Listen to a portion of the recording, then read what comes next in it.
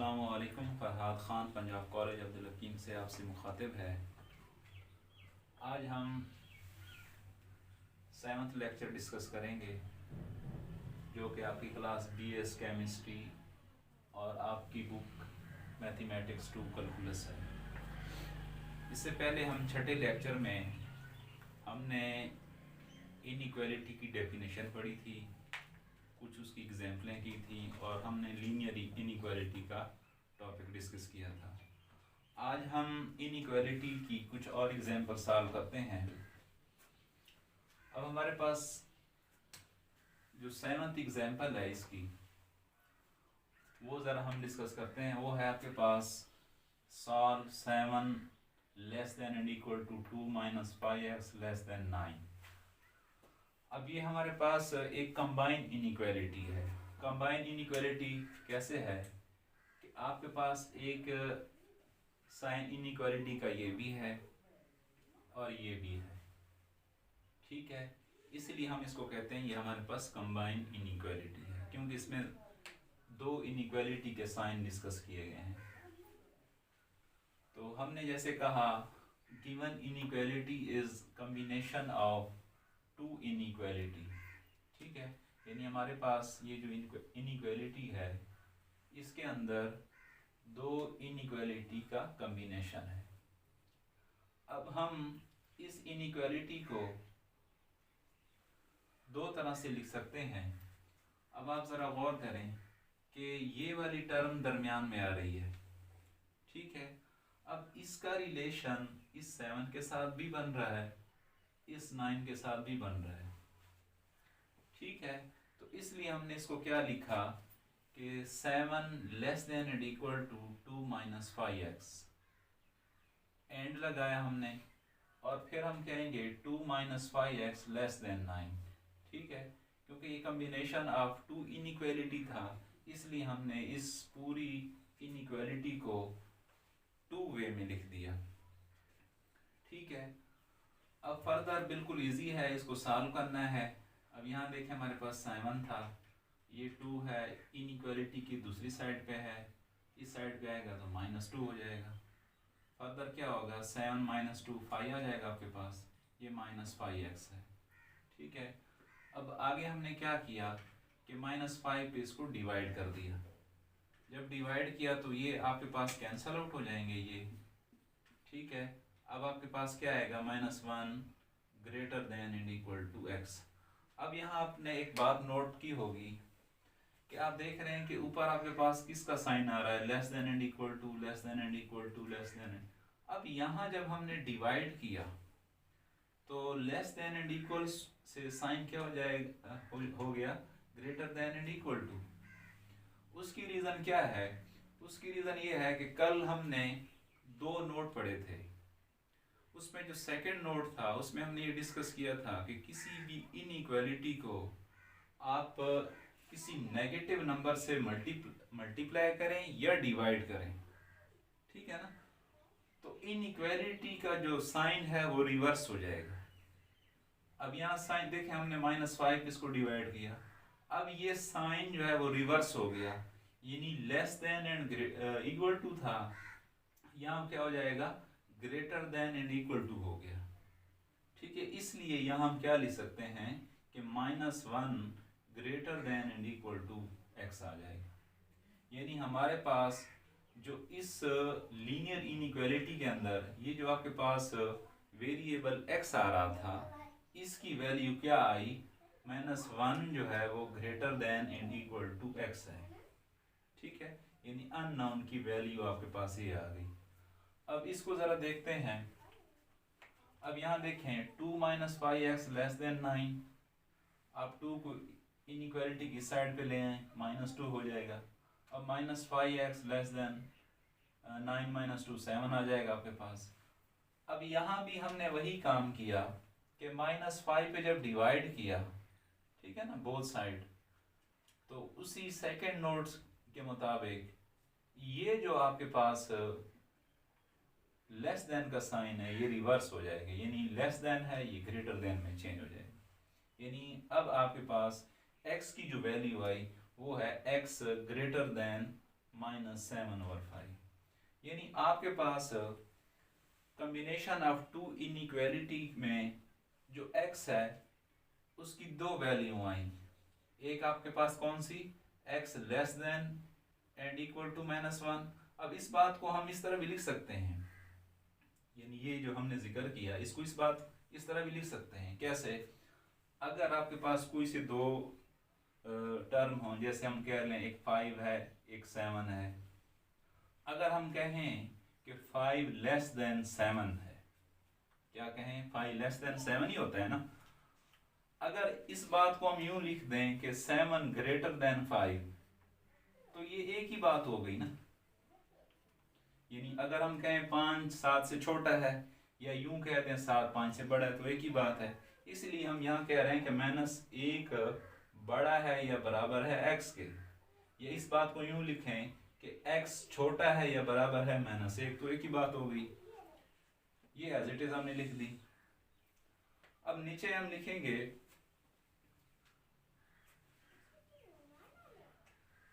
We write as, यानी हम ये अगर इनको कंबाइन लिखना चाहें, कंबाइन वी राइट एज, इसको अगर हम कंबाइन लिखना चाहें तो हम यूं लिख सकते हैं। यानी आपके पास जो अननोन वैल्यू है ये वाली x, इसको आप दरमियान में लिख सकते हैं, लेकिन लिखने का तरीका जरा गौर से समझिएगा। अब यहां हम ये लिख सकते हैं कि -1, इसको लें जरा, -1 ग्रेटर देन है और इक्वल भी है, ग्रेटर देन है और इक्वल है x के, और यहाँ x क्या है, ग्रेटर देन है -7/5। यानी इसको हम कंबाइन ऐसे लिख सकते हैं, ठीक है। या इस बात को हम यूं लिख दें, यानी अगर इसको पढ़ने का तरीका ये है कि -1 बड़ा है या बराबर है x के, और x बड़ा है, सिर्फ बड़ा है यहाँ पे, ठीक है, -7/5। या इसको हम रिवर्स कर दें। रिवर्स कैसे होगा, अब x बड़ा है -7/5 से, या हम यूं कहें कि -7/5 छोटा है, यानी यहाँ x क्या है, बड़ा है -7/5 से। तो हम इस बात को कैसे लिख सकते हैं कि -7/5 लेस देन x, ठीक है, एंड -x जो है वो less than and equal to है -1 के। यानी इस बात को हम यूं भी लिख सकते हैं, ठीक है। अब इसका जब सॉल्यूशन सेट बनेंगे इंटरवल फॉर्म में, तो वो क्या बनेगा, the solution set is the interval -7/5 and -1, ठीक है। अब ये इसका इंटरवल फॉर्म में हम इसका सॉल्यूशन बना रहे हैं।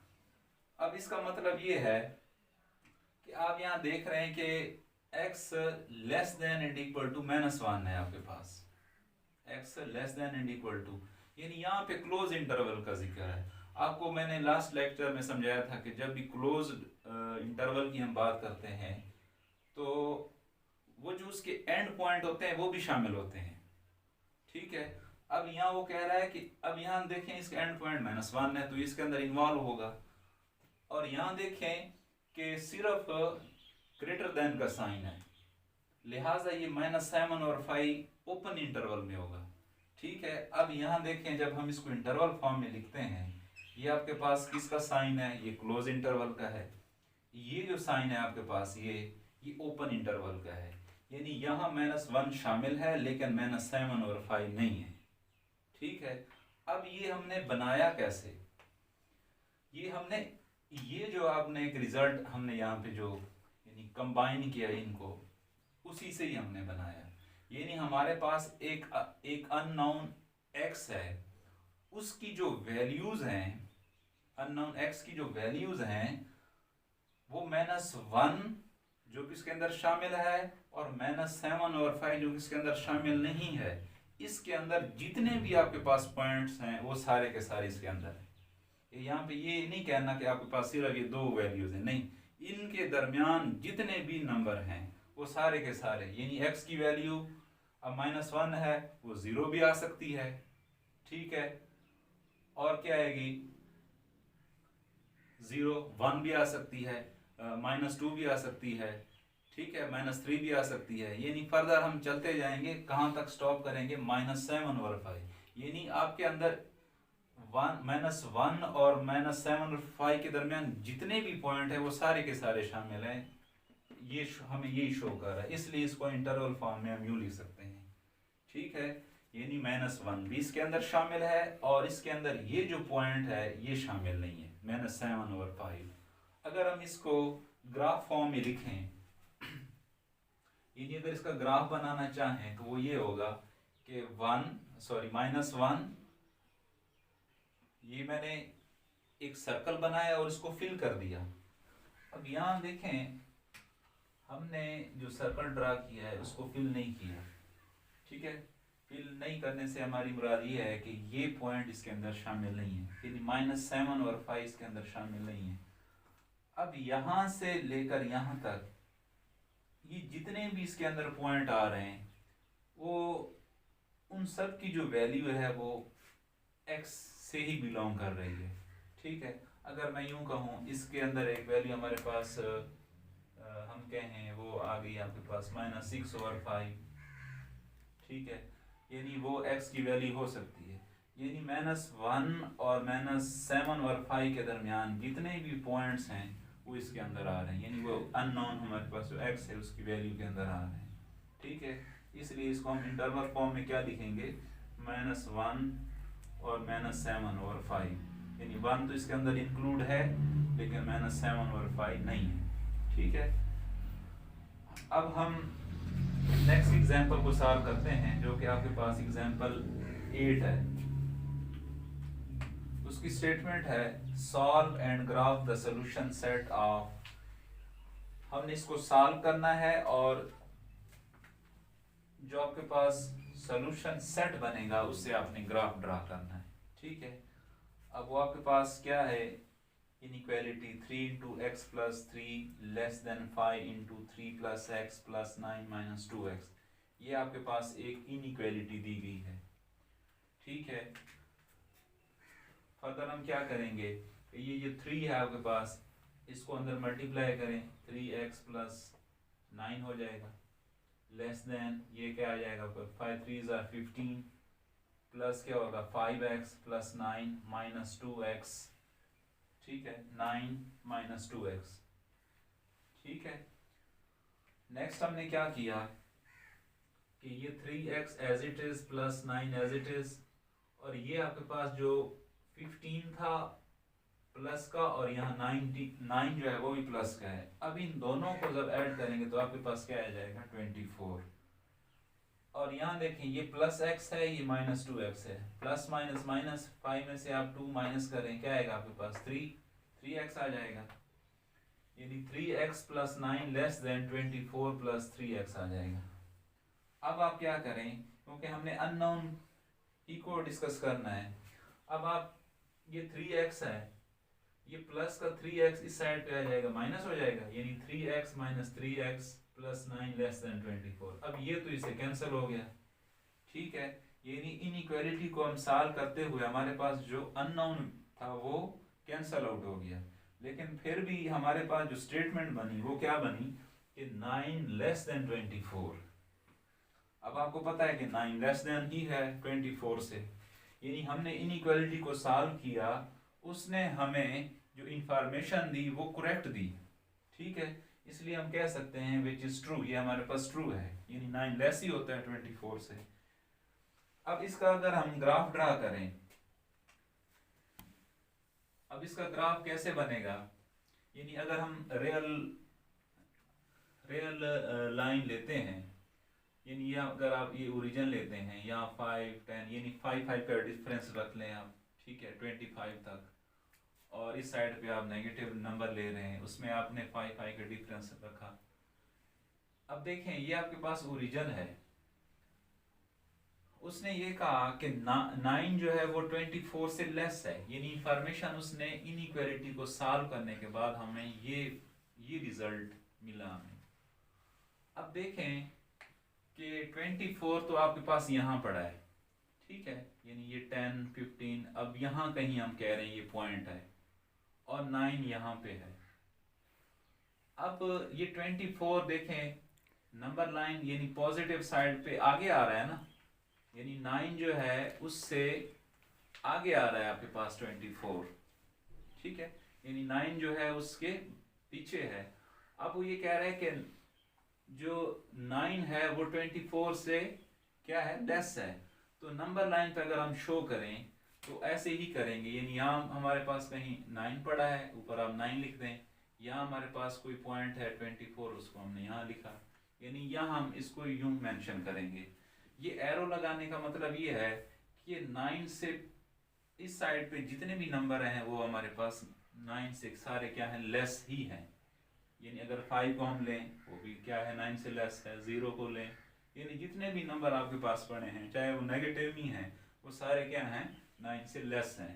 तो जब हम इसका ग्राफ बनाएंगे तो वो इस तरह का आएगा, ठीक है। नेक्स्ट आपके पास एग्जांपल 9 है, उसकी स्टेटमेंट जरा देखें। Solve and graph the solution set of this, ठीक है, यानी हमारे पास ये इनइक्वालिटी दी गई है, इसी से हमने क्या करना है, ग्राफ ड्रा करना है और इनइक्वालिटी को सॉल्व भी करना है, ठीक है। अब हमारे पास जो गिवन है 5/3x + 3 - 2/3 × x - 3 < 3 + x, ये आपके पास गिवन इनइक्वालिटी है। अब जरा देखें, इसके डिनोमिनेटर में आपके पास 3 है, ठीक है। अब 3 से अगर आप इसका एलसीएम लें तो 3 ही आएगा, ठीक है। जो एलसीएम आएगा उससे आपने क्या कर लेना है वो सारी जो इनइक्वालिटी है उससे आपने मल्टीप्लाई कर देना है। अब जब मल्टीप्लाई करेंगे 3 × 5/3x + 3 × 3 हो जाएगा, 2/3 × 3 × x - 3 < 3 + 3 × 3 प्लस क्या होगा 3 × x। यानी हमने पूरी इनइक्वालिटी को जो एलसीएम बना था उससे हमने इसको क्या किया, मल्टीप्लाई किया। अब यहाँ सवाल बनता है हम इसको मल्टीप्लाई क्यों कर रहे हैं। मल्टीप्लाई इसलिए कर रहे हैं कि हमारे पास ये डिनोमिनेटर में जो 3 है, यानी हम डिनोमिनेटर में जो 3 है उसको कैंसल आउट कर रहे हैं। अब यहाँ 3 क्योंकि डिवाइड हो रहा है तो जहरी बात है कि जब भी डिवाइड को कैंसल आउट करते हैं मल्टीप्लाई ही करते हैं। यानी जब ये जो हमारे पास ओवर की फॉर्म में 3 नज़र आ रहा है ये कैंसिल हो जाएगा, ठीक है। जब ये कैंसिल होगा तो हम इजीली सॉल्व कर लेंगे इनइक्वालिटी को। अब यहाँ देखेंगे 3 से 3 कैंसिल, 5x हो जाएगा प्लस 9 हो जाएगा, ये 3 से 3 कैंसिल, 2 × x - 3 <, ये 3 3 9 हो गया और ये 3x आ गया आपके पास, ठीक है। अब यहाँ देखें जब 2 को अंदर मल्टीप्लाई किया क्या आया, 2x + 6, ठीक है, माइनस माइनस प्लस, ये 2 3 6 आ गया। अब ये आपके पास 5x है, ये 2x है, जब इनको सॉल्व करेंगे तो आपके पास 3x आ जाएगा। ये आपके पास 9 है प्लस का और ये +6 का है, इन दोनों को जब ऐड करेंगे 15 आ जाएगा। ये <= एज इट इज 9 + 3 है, ये भी एज इट इज आपके पास आ गया। अब आपने क्या किया, ये जो 3x है और ये 3x, ये इनइक्वालिटी की दूसरे साइड पे ले आएंगे तो साइन चेंज हो जाएगा, ये इससे कैंसिल, +15 <= 9 आ गया आपके पास। अब जरा देखें इस स्टेटमेंट को जरा गौर से पढ़ें। वो कह रहे हैं कि 15 जो है वो इक्वल भी है और लेस भी है 9 के। ये बात तो बिल्कुल अकल में नहीं आती कि 15 जो है वो 9 से लेस है, हो भी नहीं सकता, ना ही इक्वल है, ठीक है। तो हम यहाँ कहेंगे now clearly 15 <= 9 is not correct. ये हमारे पास ये बात दुरुस्त नहीं है, ठीक है। 15 तो 9 से ग्रेटर है तो वो लेस तो हो ही नहीं सकता। Since the steps in solving the inequality are all correct, यानी हमने जितने भी इनइक्वालिटी को सॉल्व करते हुए जो भी स्टेप किए हैं वो सारे जो रूल हमें गिवन है उसी रूल से किया है। यानी यहाँ हमने उसके एलसीएम से इसको क्या किया, मल्टीप्लाई किया, फिर हमने एक टर्म को दूसरी साइड पे अगर ले गए उसका साइन इनवर्स किया, ठीक है। यानी हमने उसके जितने भी स्टेप्स हैं वो तो हमने बिल्कुल करेक्ट किए हैं, ठीक है ना। यहाँ यही बात जिक्र की गई है। अब हम इस बात का क्या नतीजा निकालेंगे? We conclude that this inequality has no solution, यानी इस इनइक्वालिटी का कोई सोल्यूशन नहीं है। ठीक है, जब हमने इनइक्वालिटी को सॉल्व किया तो इंफॉर्मेशन ही हमारे पास करेक्ट नहीं है, तो हम कैसे उसका सोल्यूशन निकाल सकते हैं? Since no real number make the inequality true we have nothing to graph, यानी हमारे पास इसका ग्राफ हो ही नहीं सकता। क्यों नहीं हो सकता? क्योंकि हमारे पास इंफॉर्मेशन ही इनइक्वालिटी को सॉल्व करने के बाद करेक्ट नहीं आई। तो हम कह सकते हैं कि हमारे पास कोई भी ऐसा नंबर नहीं है, रियल नंबर, जो कि इस इनइक्वालिटी को ठीक कर दे।